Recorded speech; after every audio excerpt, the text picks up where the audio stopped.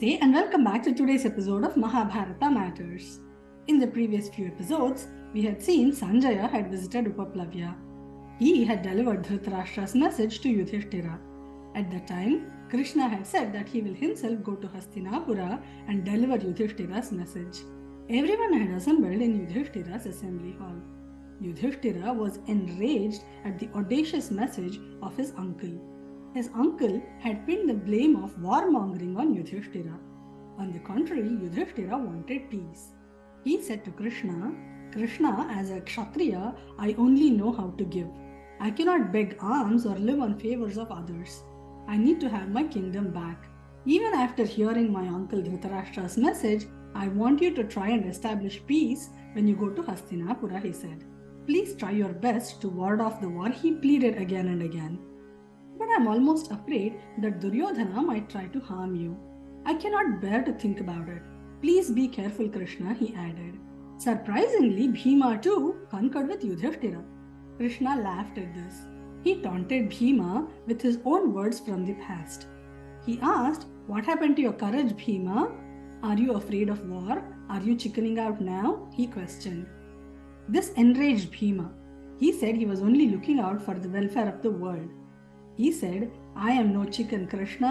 I am ready to break Duryodhana's thigh anytime." Krishna smiled. He said, "I wanted to wake up the warrior in you, Bhima. Duryodhana is not going to listen to anyone. You need to be prepared for war," he added. Now Arjuna spoke. He said, "Krishna, I resign to you completely. You know what is best for us. If it is war, so be it.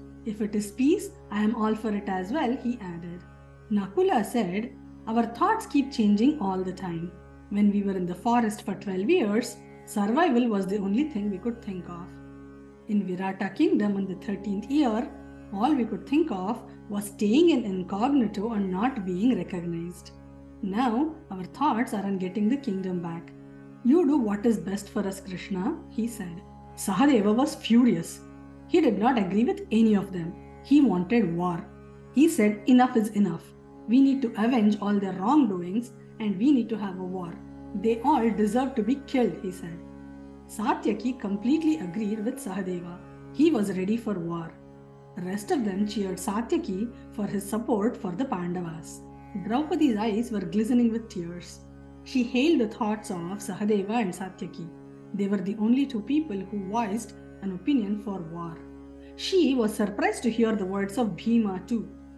She wanted to be avenged all the injustices done to them, especially to her at the Dyuta Sabha.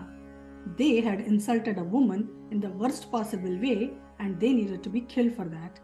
She said, "Everyone who witnessed it also need to be punished. We need to have war," she said.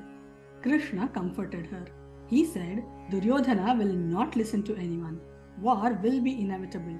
Do not worry, Draupadi. All of them will meet their fate very soon," he said. He told Yudhishthira not to become gentle. He said, "Other than the family name, you have nothing in common with them. You have always treated them as family with love and respect. On the other hand, they have only ill-treated you and never treated you as family. They have never done dharmic actions. You should not feel bad to take what is rightfully yours. They have behaved like enemies, so they have to be treated like one," he said. Krishna continued, "I know Duryodhana will try to harm me, but do not worry, Yudhishthira. I will kill him myself before that happens. Your uncle is worse than a thief. He wants to enjoy your wealth along with his sons. I am only going to Hastinapura to present your case to all the other kings assembled there. They all should know about your noble character despite their ill will. Hence, soon after I leave for Hastinapura, start preparing for war. Do not expect the war will be averted," said Krishna. A chariot was prepared for Krishna to go to Hastinapura. Satyaki was going to accompany him. The Pandavas accompanied them for a little distance along with their chariot. So, what are our takeaways from this story? लातों की भूत बातों से नहीं मानते हैं. Ignoble people do not listen to soft words. Undeserving people should not be dealt leniently. People like Duryodhana will not yield to the words of wisdom of anyone. Also, when we are being adamant, we have to revisit our thoughts.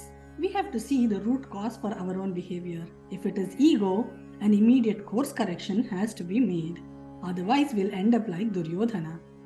Another important thing to note here is that at times, even though we are dharmic, we need someone to present our case.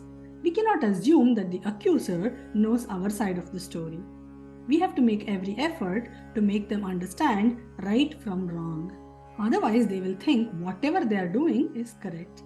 Krishna was doing exactly that. He was Yudhishthira's representative, telling the world about his nobility and the wrongful actions of the evil Kauravas. With these thoughts, we come to the end of today's episode. Remember, in this series we are discussing matters of Mahabharata because even today, Mahabharata matters. Hari Om!